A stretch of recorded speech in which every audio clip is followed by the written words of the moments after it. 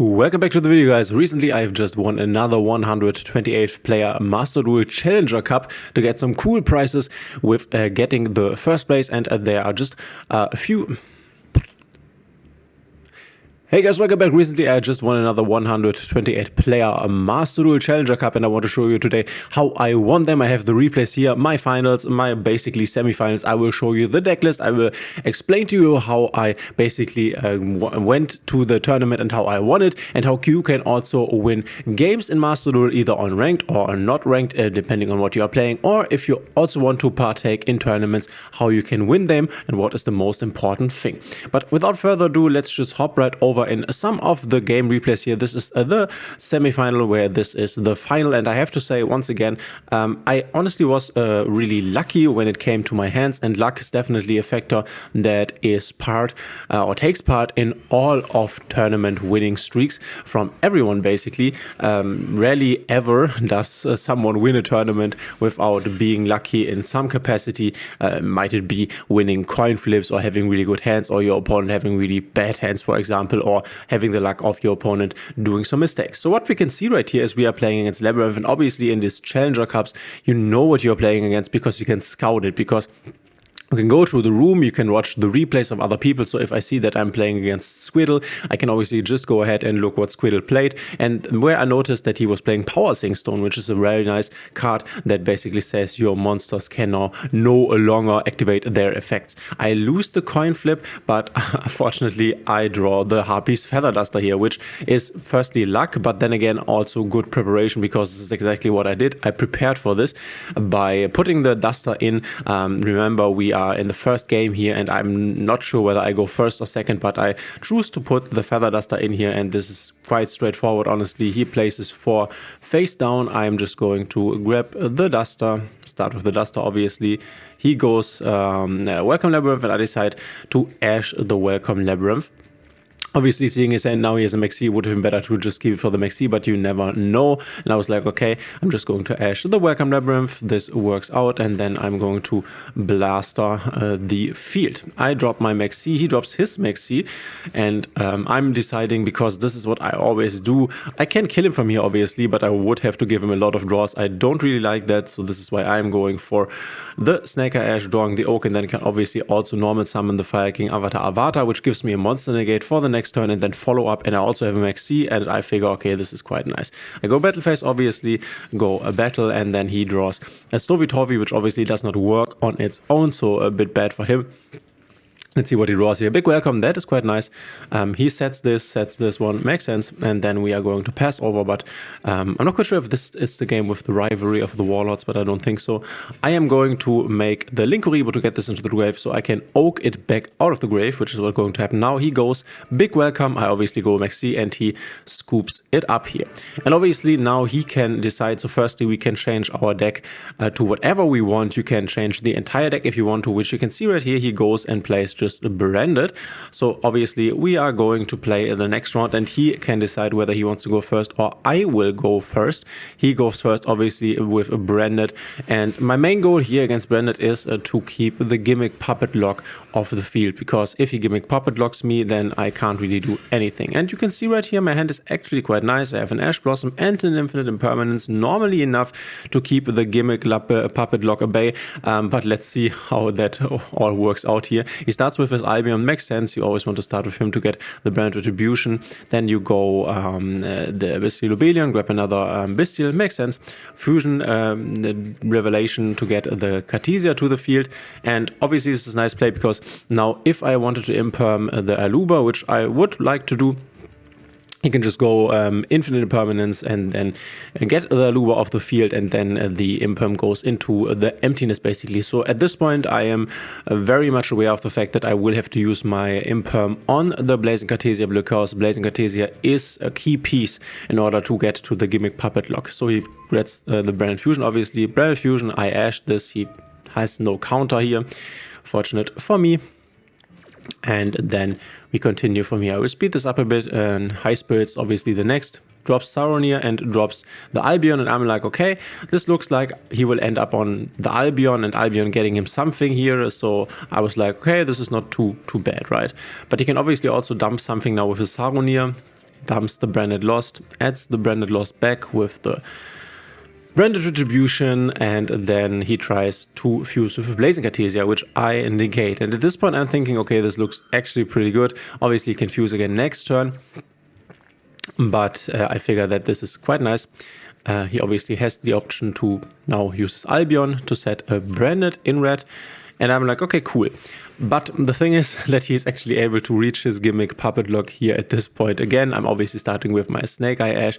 He goes for the fusion, which I can't stop at this point, so I'm letting this go. The combination of these cards was enough to make it happen. He goes for a Granguignol with his Albas. Makes sense because he needs his Albas in the graveyard, otherwise he has no target for Branded in red.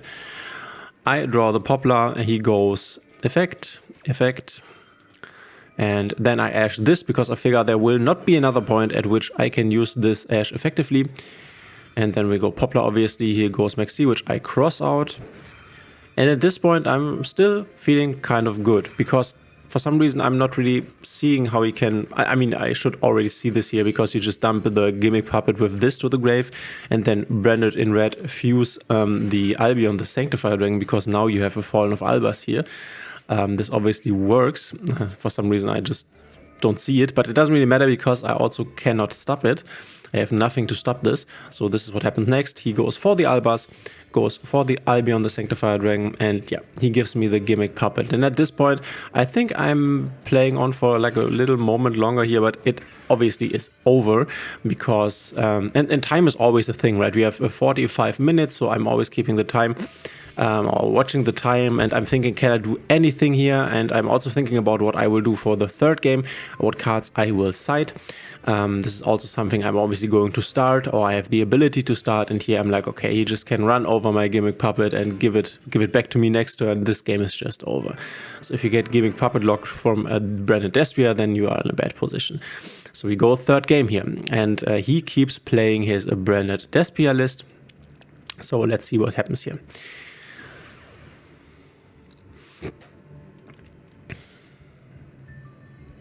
So we go play, obviously I go first here. Makes sense. Let's see the ends.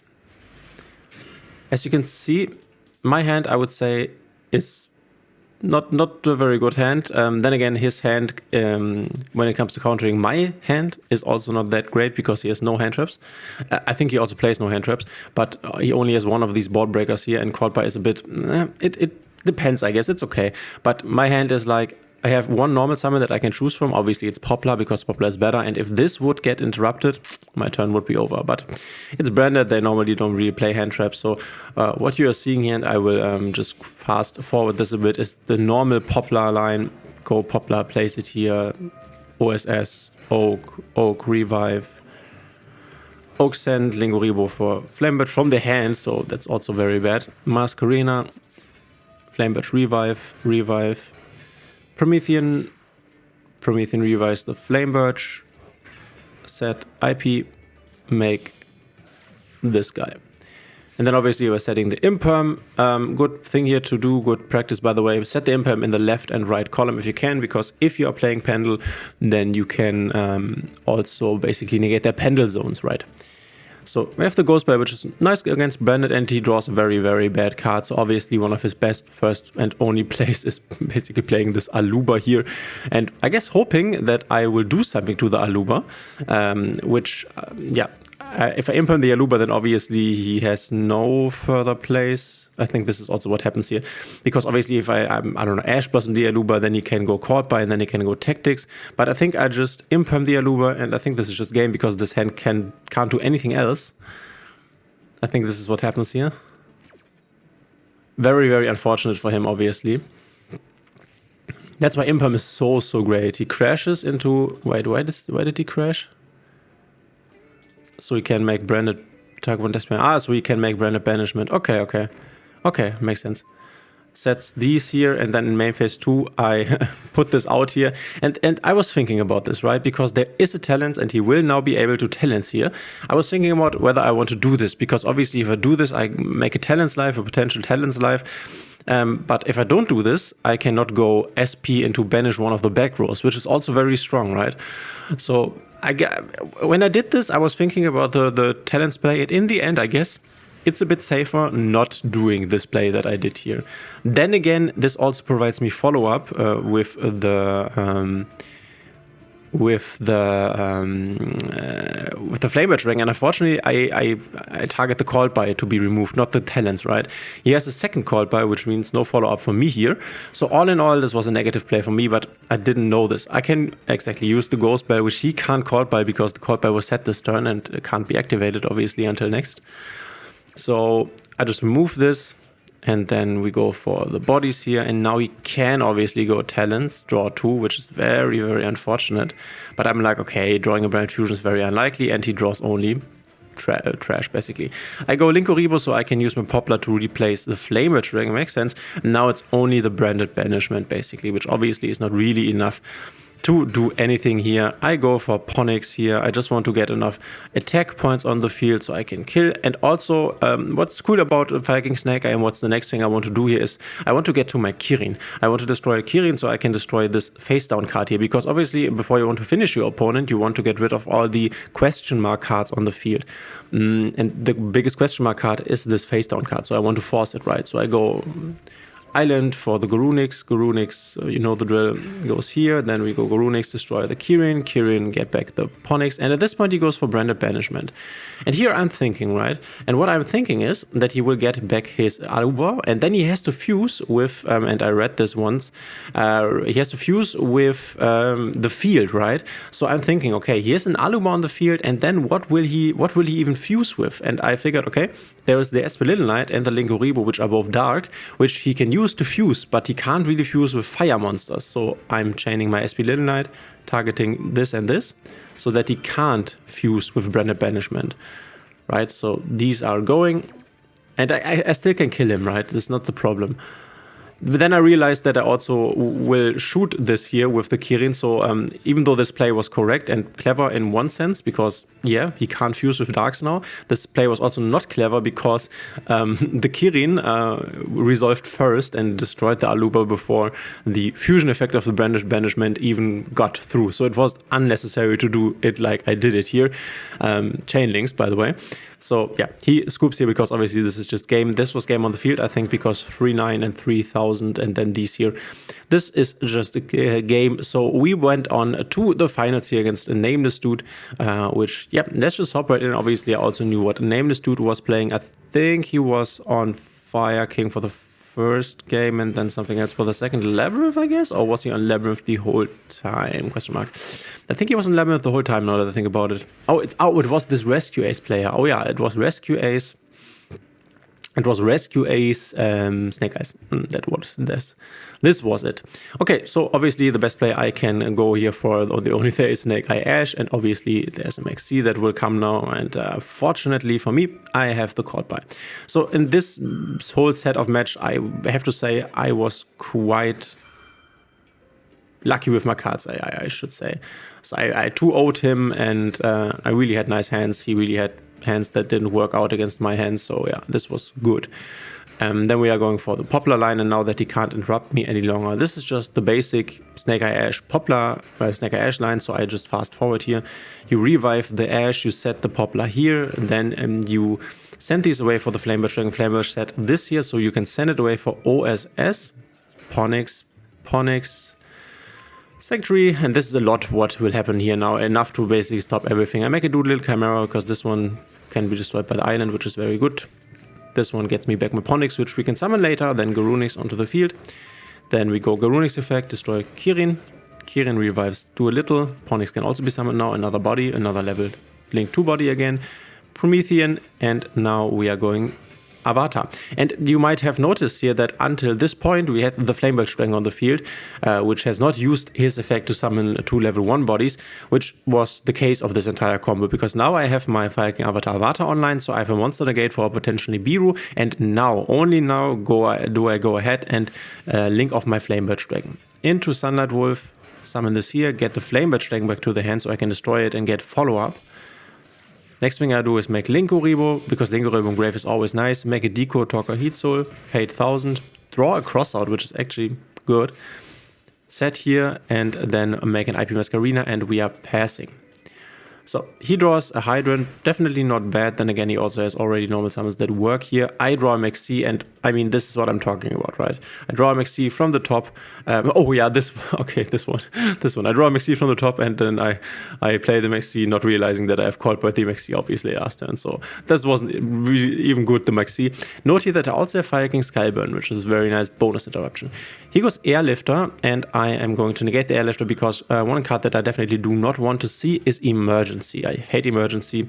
Not really, I missed the part that you can also tribute this from the field then to summon something from the hand, which is nice for him because he gets another normal summon here. This is actually very, very nice. But it's fine for me. He will go for the Hydrant. I go destroy the... Yeah, now I get the bonus bodies. And I'm not quite sure whether I go for an SP here into... or an Apollo. Or what did I go for here? I could have also gone for a Princess and then chain the Epic Skin. I think I go for Appaloosa. Because I also have a crossout for potential talents here. Yeah, that's right. I go for an Appaloosa because I have this crossout for talents here. So he targets my Promethean Princess, gets rid of my Promethean Princess interruption. This is okay. But obviously also nice for him because now he has Link 4 available. Also he can revive potentially his Airlifter, which means I have to get rid of the Princess, which now is a good time for my Skyburn. I decide to choose all of them, Skyburn. And then at this point I am activating my my Avatar, but I do not activate my Garunix here because I want to keep my Garunix as an interruption. He goes Turbulence, which I can just negate at this point with the Apollo. And I think this is the end of the game if I remember this correctly. I just end phases, but then again, yeah.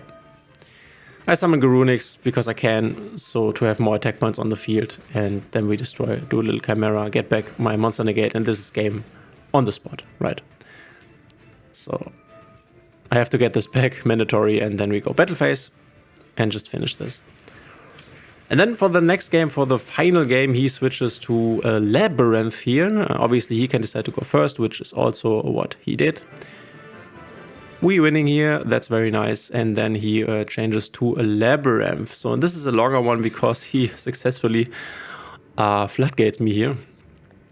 And yeah, I will show you how you can get out of a floodgate with Fire King kind of easily, I should say. I draw the Duster once again, notice that here, and the talents. And yeah, he goes for Coup Clock, drops the Coup Clock, also drops this. So the basic combo basically. I think he does something wrong here in the combo, if I remember this correctly. Which is also luck in terms of your opponent doing like misplays. He gets his Coup Clock back, obviously. Now he can go. I think he does not go for the Lovely. Oh, he does go for the Lovely. Oh no, I effect Veiler the Lovely. That's what happens. Yeah, that's it. So he goes Lovely. Gets back the Stovey. I effect Veiler the Lovely because this means I don't lose a hand card. And he cannot reset his big Welcome Labyrinth. He decides to go for Mudcracker in a moment here, which I think was a nice play. Can quickly forward this. Goes for Mudcracker to discard, I think, the Coup Clock? Yeah. So he can once again reset, and then he can also... Oh, he sets an Infinite Permanence instead of a big Welcome Labyrinth. I'm not sure if I agree. Then again, Infinite Permanence is very strong against Snake Eyes, so maybe I agree. I go draw phase and draw a Lightning Storm. So I go Harpy's Feather Duster for the back row. Getting rid of this. A big Welcome would obviously be way better here at this point, so unfortunate for him. Then I go Lightning Storm, all of this.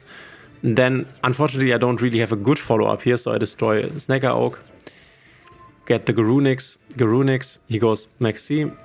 And here I'm like, okay, this is okay, because firstly I have a triple tactic silence, and then again, I can't really do anything else, because it's the only thing I can do, right? I go Garunix, destroy Ponix, and then what? Because at this point, I have to basically skip the turn. And now, I'm not quite sure, I think at this point, it has to be this. At this point, I'm deciding to draw 2. Maybe get a normal summon here, or maybe a hand trap or an ash or something. I'm not quite sure if I should have just grabbed his hand card, honestly, but can debate about this. So I'm drawing 2. Normally I look at the hand, honestly. Would have saved me a lot of trouble because these were unfortunately very bad. And then again, if you control no face-up cards. Yeah, okay, this is unlikely to ever be activated. So I go over here and he has this Gozen match. Big Welcome Gozen match, not that bad. I get my Ponix back. So we go set these two here. And next turn, obviously, I'm drawing Bonfire, which is very nice. I'm going Ponix into Lingoribo here, and then going Link 2 into Dark to climb up to get his lovely Out of the Grave. Could have used a big welcome there, honestly. So at this point he goes Gozen Match, which means now I'm locked into Darks here. Yeah, and he also goes Welcome to get this back to the hand and summon this back to the hand. So yeah, at this point I can't redo anything. Most logical thing is to go for an SP Little Knight because I can still go into Dark. And now I think I'm going to target the Lady. Obviously it would be very nice to get rid of the Gozen Match, but I figure the Lady is very dangerous because if I keep the Lady on the field, he can just go attack position Lady, attack my SP Little Knight. And if he then sets any trap, he can just start to chain with his Lady and get more traps to the field. So I figure, okay, this is more dangerous, even though this is more annoying here. But he has nothing besides this Gozen Match, so I'm like, okay, it should be fine. So he passes over, I grab this here, and then at this point I just use my island to destroy my SP Little Knight and yeah, lock myself out of fire again. I play Avatar, the Bonfire, get the Poplar here, my OSS, and then go into Nightmare Phoenix to just solve the face down card there, because now at this point I'm into fire. Gozen Match isn't really that effective anymore, so I want to solve this remaining question mark on the field here. He negates this, which is okay, and here at this point I'm like, okay, how can I finish this game? And I figure, okay, I can go OSS, send away the Phoenix, but this doesn't get me anywhere because my Oak, for example, is already in the grave, and I would have needed Oak. So I figure, okay, what I can do here is I can OSS send away the island, the Fire King Island, and the Fire King Island would then, because it destroys all my monsters, would then trigger Garunix. Garunix would come to the field, and then Garunix could destroy Kirin, and Kirin could then revive Avatar, and my Garunix would get a half of the attack points of Avatar. And I calculated this, and this was enough. So destroying my own island or sending away my own island, which is a counterintuitive play, actually was a good one here. So island, I can also go search, but I can't summon my Poplar, but I can search him obviously, so this is nice. I will lose these now. So the island is now mandatory, destroying this. Now I have my Garunix, Garunix to the field, Garunix effect, destroy Kirin, Kirin effect, and you can see right here 3-9 and 5-7. I can also destroy Gozen Match. This is enough, and I finish this tournament being the first one in this 128 player Challenger Cup. Once again, so very, very nice here. 7 rounds of Swiss, where I went 5-2 and nearly didn't go to the top card, honestly. So let me just quickly show you the deck that I played here. I just played a very simple Fire King Snake Eyes version without Temple. This is what I basically played throughout the entire tournament as a base deck. Base deck meaning that from this point on I changed up my the cards in my deck depending on what matchup I had. So this is the list I used. Pretty basic here, 40 cards list. Nothing too special, honestly, besides maybe the Dual Little Chimera and the Dikoto Kahitsu, which not a lot of people are playing. I like this combo. I'm very familiar with it, so this is what I'm going for. I like these 2 Kirins, for example. Don't really think that you need more than this. So yeah, I like my ratios. I think they are fine. You could add a Temple if you wanted to. Temple is definitely a good card. And then I also, and this is something you should always do if you participate in tournaments, you should do a copy version of your deck so you have enough time, because you only, in these top 3 matches, you only have 2 minutes to change up your deck. So you want a copy version of your deck so that you can put out cards that you don't want to have in here and put in cards that you do want to have. So obviously, if I knew I was going against Labyrinth, I am putting out cards like Nibiru, and I'm putting in cards like Lightning Storms and Feather Dusters and stuff, especially if I know I go second, right? And for example, if I know I go first, I would put in like 3 Solemn Judgments, for example, because obviously Solemn Judgment, having it in here is better than having a Lightning Storm if I go first, obviously. Or some Floodgates like Skill Drain or Anti-Spell Fragrance, which you can use here in this deck because you can send them away next turn with either the Oak or the Ash. So this is something that you can actually make use of in this deck. It's quite nice. Anti-Spell Fragrance, Skill Drain, Summon Limit is forbidden now, right? So this one is not an option. It's not summon, it's summon limit. But yeah, this was my list for the tournament. Decided to play the strongest deck in the room, in my opinion, as summon limit is at once. You can also play it on, honestly. But yeah, let me know in the comments what you think. If you like my videos, please consider subscribing, hitting the thumbs up and the notification bell. And I will also put a link in the video description where you can go ahead and also join this Challenger Cup Discord. This all goes over Discord. It's free. It's from Konami. It's official tournament. I will put a link there. You can join there for, I think, a week before the link is no longer active, basically. But you can just go ahead and search for the Discord channel of Challenger Cup on Google. I think you should also find it. Thanks for being here. Let me know in the comments what you think of tournaments. Is this something you want to take part in, or is this something that maybe stresses you too much and you want a more casual experience with Yu-Gi-Oh, which I can also understand? Let me know, and we will see each other in the next one.